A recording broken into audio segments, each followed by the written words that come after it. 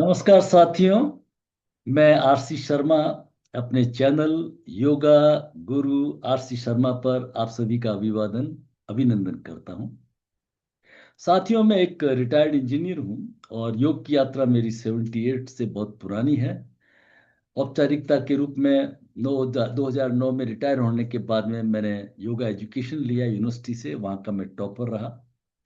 विवेकानंद केंद्र कन्याकुमारी से केवल धाम लौने वाला अनेक संस्थाओं से शिक्षित प्रशिक्षित होने के बाद में DLS divine life society Rishikesh Himalaya, वहाँ संन्यास परंपरा में योग वेदांत फॉरेस्ट एकेडमी, वहां पे रहा शिक्षा में। उसके बाद में मैं लंबे समय तक एम्स जोधपुर में वहाँ के स्टूडेंट डॉक्टर्स और डायरेक्टर सर का योगा टीचर रहा। स्वर योग की हम काफी समय से क्लासेस चलाते हैं। हमारा चैनल का नाम है योगा गुरु आरसी शर्मा। आज का विषय बहुत इंपॉर्टेंट है। आज का विषय है अंतर कुंभक और बाह्य कुंभक। ये प्राणायाम के दो इंपॉर्टेंट पार्ट है। प्राणायाम की हम यहाँ चर्चा नहीं करेंगे, ठीक है। हम सिर्फ इस प्राणायाम के इस इंपॉर्टेंट पार्ट की चर्चा करेंगे, ठीक है। तो देखिए, प्राणायाम हम किसको कहते हैं? जो हम श्वास लेते हैं और छोड़ते हैं, जिसको उस श्वास को अगर हम सजगता के साथ लें, पूरे अटेंशन के साथ में, तो होता क्या है, हमारा अटेंशन मेडुला ऑब्लोंटा से जो हमारे इनवॉलेंटियर एक्शन को कंट्रोल करता है, वहां से ये वॉलेंटियर एक्शन में आ जाता है। उसको कहते हैं हम प्राणायाम। सजगता के साथ लिए गए श्वास को हम प्राणायाम कहते हैं, ठीक है ना। अदरवाइज तो रात दिन श्वास तो चलते ही रहता है, उसको हम इनवॉलेंटियर एक्शन कहते हैं, स्वतः चलने वाली प्रक्रिया। वो है शवासन, श्वासायाम। एक तरह से शवासन नहीं, श्वासायाम। लेकिन जैसे ही हम उस श्वास को लेते हैं, मॉडिफाई करते हैं, रोकते हैं, आयाम करते हैं, लंबा करते हैं, उसको और ऊंचाई पे ले जाते हैं, ठीक है ना, तो वो कहलाता है प्राणायाम। तो वो होता कैसे है कि जैसे आपने ये श्वास लिया, श्वास को लेने को हम कहते हैं इनहेल करना। क्या कहते हैं? इनहेल। उसको कहते हैं पूरक, हिंदी में कहते हैं पूरक। हमारा शरीर एक मिट्टी के घड़े जैसा है ना। तो उसमें भरना, श्वास को भरा और श्वास को हमने बाहर कर दिया, इसको कहते हैं एक्सेल। इसको क्या कहते हैं? एक्सेल, रेचक, रेचक, ठीक है। जब हम श्वास को लेकर के अंदर रोक देते हैं अगर, तो वो कहलाता है अंतर कुंभक। श्वास को लिया और अंदर रोक दिया, दोनों नोस्ट्रिल हमने बंद कर ली, अंदर रोक दिया, तो उसको कहते हैं अंतर कुंभक। फिर हम एक्सेल किया हमने, एक्सेल करने के बाद में बाहर रोक देते हैं, वापिस श्वास लेते नहीं है, तो उसको हम कहते हैं बाह्य कुंभक। तो अंतर कुंभक और बाह्य कुंभक, इसका बहुत ही विशेष महत्व है। किस तरह से विशेष महत्व है? अगर मोटा मोटी सरल अक्षरों में, सरल भाषा में हम समझें, तो हम क्या करते हैं, जैसे हमने इस श्वास को लिया लिया तो इस श्वास फेफड़ों में आया, और फेफड़ों के लास्ट पॉइंट पे एल्वियोलिस है। क्या है? एल्वियोलिस। तो इन एल्वियोलिस में जो हमारे हार्ट से इम्प्योर ब्लड आता है, कार्बन डाई ऑक्सीजनेट ब्लड आता है, वो एक तरफ रहता है, और दूसरी तरफ हमारे, हम जो ऑक्सीजन को लिया, और यहाँ पे इनका ट्रांजेक्शन होता है, लेन देन होता है। इतने बारीक होते हैं एल्वियोलिस कि उसमें से ये ऑक्सीजन तो ले लेते हैं और कार्बन डाइऑक्साइड रिलीज कर देते हैं, और कार्बन डाइऑक्साइड वापस नॉस्ट्रिल से बाहर निकल, नाक से हमारे बाहर निकल जाती है। सरल भाषा में अगर हम समझे, हमने श्वास को लिया और लेकर के थोड़ा रोकने का समय अंतर कुंभक का बढ़ाया, तो अगर अंतर कुंभक का अगर हम समय बढ़ा देते हैं, तो क्या होगा, ये जो कार्बन डाइऑक्साइड और ऑक्सीजन का जो लेन देन है, नासिका से ऑक्सीजन इन हुआ, है ना, तो ये एल्वोलिस ऑक्सीजन को ले लेते हैं और कार्बन डाइऑक्साइड को रिलीज कर देते हैं, ठीक है ना। तो ये लेने का जो समय है ये बढ़ जाएगा, हमारे को ज्यादा से ज्यादा ऑक्सीजनेटेड ब्लड, प्योर ब्लड मिलने लग जाएगा, एक साधारण समझ के लिए।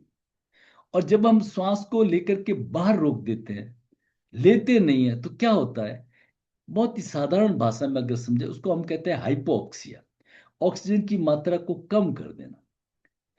जैसे मैं हमेशा अपने जोधपुर के एग्जाम्पल से समझाता हूँ। हमारे जोधपुर में पहले नल आता रहता था, पानी आता रहता था, तो हम कोई केयर ही नहीं करते, एक छोटा मटकी रख देते, है ना, और भर लेते कि नल तो आ ही रहा है। फिर उसमें कटौती शुरू हुई। फिर हुआ कि एक दिन ठहर के आएगा, छोड़ के न पानी आएगा। कभी कभी कैनाल की सफाई होती तो 2 दिन लग जाते हैं। तो हम क्या करते हैं, घर में जितने भी भांडे वगैरह है ना, सबको भर के रख देते हैं। भाई क्या पता 2 दिन की बजाय 3 दिन लग जाए। ठीक है ना। तो जब हमारे जो बॉडी में श्वास आ रहा है जा रहा है, हमारी सेल्स बड़े मजे में है, ठीक है ना, समझने के लिए। और जब हम श्वास नहीं लेते हैं, और तो क्रेविंग होती है उनमें, सेल्स में, और वो चीखते हैं, पुकारते हैं, ऑक्सीजन ऑक्सीजन ऑक्सीजन। तो हमारी नंबर ऑफ सेल्स एक्टिवेट हो जाती है। और नंबर ऑफ सेल्स एक्टिवेट होने से क्या होता है, हमारे शरीर के अंदर हमारी इम्यूनिटी बढ़ जाती है। ये है हमारी साधारण भाषा में समझने के लिए। लेकिन साइंटिफिकली इसको क्या होता है, आपने देखा होगा कि पहले कोई बीमार पड़ जाते थे, आज भी कोई अस्थमा की प्रॉब्लम होगी, ट्यूबरक्लोसिस, खास करके ट्यूबरक्लोसिस हो गया, तो ट्यूबरक्लोसिस के पेशेंट को कहते थे आप पहाड़ों में जाइए। और टीबी के जो सैनिटोरियम्स होते थे वो पहाड़ों में ज्यादा बनाते थे। पहाड़ों में क्या है, ऑक्सीजन की मात्रा कम है या ज्यादा, पहले ये बताइए। कम है। तभी तो ज्यादा ऊंचाई पे तो ऑक्सीजन का सिलेंडर लेके जाना पड़ता है। तो कम ऑक्सीजन की मात्रा जब होती है, प्राकृतिक रूप से जब कम ऑक्सीजन की मात्रा होती है, हाइपोक्सिया होता है, तो हमारे बॉडी के अंदर नवनिर्माण होने लग जाता है। हमारे शरीर के अंदर हमारे ग्लैंड्स तक बनने और रिपेयर होने शुरू हो जाते हैं। उसको हम कहते हैं हाइपोक्सिया। ठीक है ना।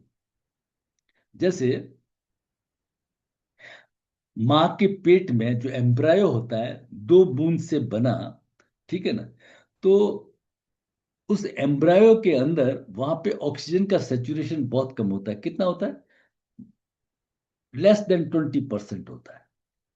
तो कम ऑक्सीजन के अंदर मात्रा में हमारे शरीर के अंदर जो हमारी स्टेम सेल्स है, वो लेस देन 20% ऑक्सीजन में वो हमारी स्टेम सेल्स जिंदा रहती है। ये हमारा थाइमस है। इससे बोन मेरो से जो स्टेम सेल्स बनती है, जो नवनिर्माण करती है, ग्लैंड्स बनाती है, बॉडी पूरी बनाती है। तो माँ के पेट में एम्ब्रायो को जो ऑक्सीजन की मात्रा कम होने से पूरे शरीर के सभी ऑर्गन्स बन जाते हैं। और जब उस बच्चे का जन्म होता है, तब क्या होता है, ऑक्सीजन की मात्रा बढ़ जाती है, तो जो हमारा टी सेल्स है वो अंदर की तरफ आ जाता है, क्योंकि वो लेस देन 20% ऑक्सीजन में ही रह सकता है। अगर हम नेचुरल तरीके से हम हाइपोक्सिया क्रिएट करें, अगर हम श्वास को रोकें, तो क्या होगा कि हमारे शरीर के अंदर नव निर्माण वापस शुरू हो जाएगा। कई आर्टरीज बनने शुरू हो जाएगी, कई वेन्स बन जाएंगे। ये है।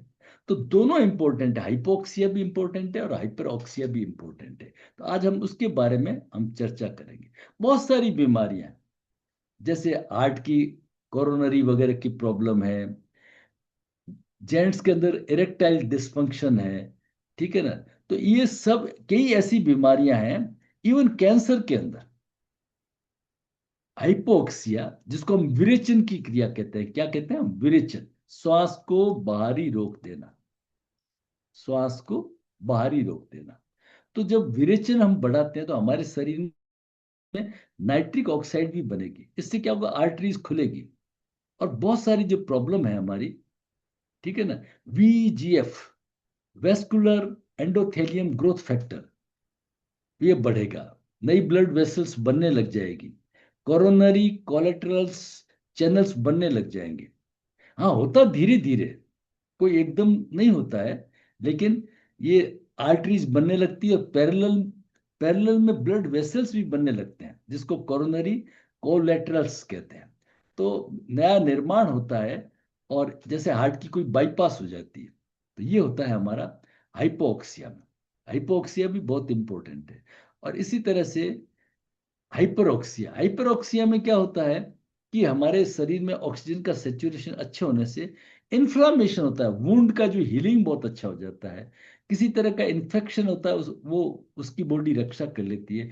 एनर्जेटिक हो जाता है, हमारे माइटोकॉन्ड्रिया में एटीपी बढ़ने लग जाती है। ठीक है ना। तो दोनों के बड़े फायदे हैं, हाइपोक्सिया के भी और हाइपरोक्सिया के। तो योग से हम हाइपोक्सिया कैसे बढ़ाएं? योग से जब हम ये प्राणायाम की क्रिया करते हैं तो श्वास को बाहर रोक करके हम हाइपोक्सिया बनाते हैं। ठीक है ना। साथ में हम कई बार क्या करते हैं, हल्का सा मूल बंद भी लगाते हैं, जिससे क्या होती है, हमारी हार्ट रेट बढ़ जाती है। ठीक है ना। तो कोई भी आसन में हम बैठ करके और बाह्य कुंभक करते हैं, किसी आराम की स्थिति में बैठ करके, तो हमारे शरीर के अंदर नव निर्माण होना शुरू हो जाता है। इसके बहुत सारे एग्जाम्पल्स है। एक माइकल फेलप्स हुए हैं जिन्होंने 23 गोल्ड मेडल जीते हैं। ठीक है। एक समर ओलंपिक में उन्होंने 8 गोल्ड मेडल जीते। ठीक है। वो पानी में डाई लगाते थे, दूसरे एंड से बाहर निकलते थे। तो उन्होंने क्या कर रखा था, इसका सीक्रेट था हाइपोक्सिया। जैसे मच्छरदानी होती है, तो उन्होंने एक कांच की पैक मच्छरदानी बना ली थी। लिमिटेड ऑक्सीजन में वो रहते थे। एक बैलून ब्रीथिंग दिया था, मुंह के ऊपर ढक दो मुंह को, इतने से ही ऑक्सीजन के ऊपर आपको रहना है। तो इस तरह से करने से हम कम ऑक्सीजन में हमारे शरीर का जो निर्माण होता है वो बढ़ने लग जाता है। ठीक है ना। इन दोनों का एक टेबल से आपको समझा देता हूं। हाइपोक्सिया का प्रभाव क्या होता है? हाइपोक्सिया, ऑक्सीजन की मात्रा कम करने से हमारी स्टेम सेल्स एक्टिवेट हो जाती है। ठीक है ना। और इससे कैंसर पे भी रिसर्च किया है। रूस के अंदर इसका बहुत प्रयोग है, रशिया के अंदर इसका बहुत प्रयोग है। Stem cell therapy, cancer research और रीजनरेशन के अंदर हाइपोक्सिया बहुत। तो नई कोशिकाएं, रक्त वाहिनियां बनने शुरू हो जाती है। ट्यूमर ग्रोथ को भी बढ़ा सकता है। ठीक है ना। ये इसमें एक इसका नेगेटिव पॉइंट है। और जब हाइपर ऑक्सिया होता है, तो जो हमारे टिश्यूज है उनमें ऑक्सीजन की बढ़ जाती है। इससे क्या होता है, इन्फेक्शन कम होता है, घाव भरने लग जाते हैं, गैंग्रीन ठीक होता है, हमारे टिश्यूज की रिपेयरिंग हो जाती है। लेकिन अगर ऑक्सीजन की मात्रा बढ़ जाए, है ना, तो ऑक्सीजन की टॉक्सिसिटी हो जाती है ना। इस तरह के प्रॉब्लम भी होते हैं। तो दोनों को एक बैलेंस रख के चलना पड़ता है। इस तरह से हमारा हाइपोक्सिया और हाइपरोक्सिया का दोनों का उपयोग है। दोनों का उपयोग है। तो हम जब साधना करते हैं, प्राणायाम करते हैं, तो आपने इनहेल किया, ये तो हो गया हमारा पूरक। अब आपने अंदर ही रोक दिया। ठीक है ना। तो जितना धीरे धीरे अंदर रोकते हैं हम, फिर आपने एक्सेल किया और फिर बाहर ही रोक दिया, तो ये बाह्य कुंभक। तो अंतर कुंभक और बाह्य कुंभक, प्राण वृद्धि और विरेचन। अंतर कुंभक करना, श्वास को अंदर उसकी मात्रा को बढ़ाना, है ना। तो उसको कहते हैं हम प्राण की वृद्धि करना एक तरह से, है ना। तो उसके अलग प्रभाव है। और श्वास को बाहर रोक देना, विरेचन, उसके प्रभाव है। तो धीरे धीरे एक अच्छे गुरु के मार्गदर्शन में आप प्रैक्टिस करके विरेचन, जो श्वास को बाहर रोकने का है, हाइपोक्सिया है, उसको 1 मिनट 1.5 मिनट तक 4-6 महीने की प्रैक्टिस से कर सकते हैं। लेकिन ये करना हर एक के लिए नहीं है जो योग के साधक है ना।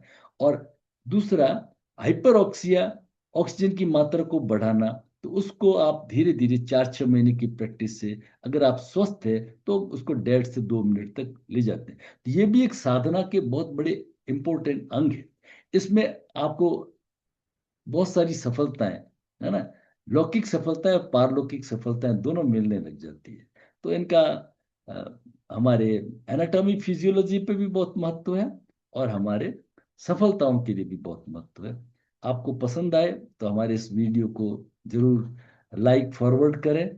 और हमारे हर महीने स्वर योगा के ऊपर क्लासेज होती रहती है, तो जरूर जुड़ें। हमारा संपर्क नंबर है 9521294288। समय देने के लिए, जुड़ने के लिए आप सबका बहुत बहुत धन्यवाद। आप सब में विराजमान, आपके हृदय में विराजमान परमात्मा को, आप सबको मेरा प्रणाम। हरि